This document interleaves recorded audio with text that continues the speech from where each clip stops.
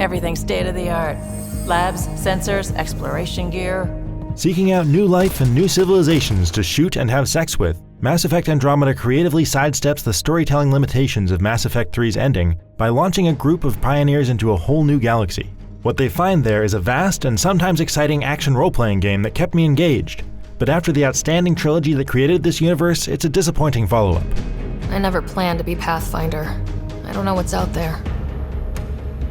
But we're the Milky Way's best and brightest. We can do this. There's an immediate sense of mystery as the human colony ship encounters a massive, world-ruining space anomaly and a hostile new alien race led by a threatening villain.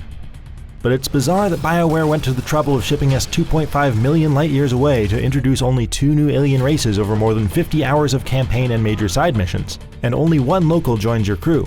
Andromeda also retreads some major plot ideas from the original trilogy, including another long-dead civilization that's left advanced technology lying around. The major worlds you explore are almost all distinct from each other, and most are huge.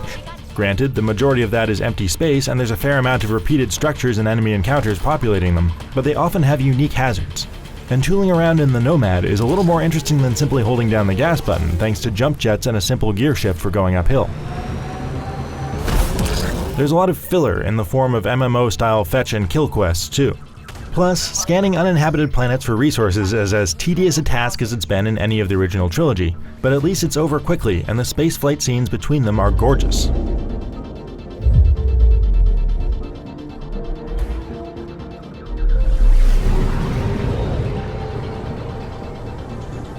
Each explorable world is home to alien monoliths that have to be activated to make the planet hospitable to colonists, and whenever you see one, you know there's going to be some puzzling.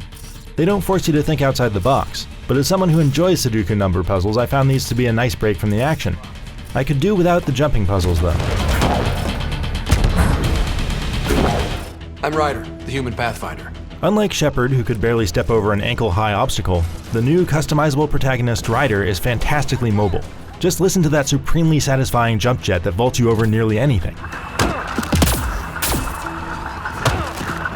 Combined with the jet dash move, it's easy to get comfortable running out to flank enemies, giving combat a much more energetic pace compared to hunkering down behind cover. I'm still not entirely comfortable with the automatic cover system though. I'm never 100% certain it will work as I expect. This radically different class system is almost ridiculously open. You're limited to equipping any 3 of the diverse selection of abilities at any time, but you can swap out your configuration and even your class profile right in the middle of a fight. That flexibility is cool, but it makes those choices feel more like working around a UI limitation than a meaningful character decision. And it's strange that you can swap out your powers at will, but not the guns in your inventory. Your crew is a fairly generic band of Mass Effect humans and aliens. There's nothing really wrong with them, and most have deep backstories to dive into, but none struck me as memorable stars like Garrus, Tali, or Mordin. Peebee is probably the best of the cast thanks to her quirky humor and bickering with her fellow Asari Lexi. How uptight you are. I am not uptight. But the rest seem too conflict-free to be all that interesting. Everyone getting along for the most part is a little bit boring, regardless of how flirty and naked they are. Part of that is because the writing is so inconsistent. There are some respectable quests and excellent morally gray questions where both options have compelling logic and terrible consequences. But also cheesy jokes and stilted conversations. At least the voice acting is almost universally strong enough that I quickly stopped noticing the subpar human facial animations. On that note, Mass Effect Andromeda is more than a little rough in the technical sense. On PlayStation 4 and Xbox One, it's prone to major frame rate drops and hitches regardless of what's happening on screen. There's also very noticeable and distracting texture pop-in during conversations. The companions are also a bit disappointing in combat.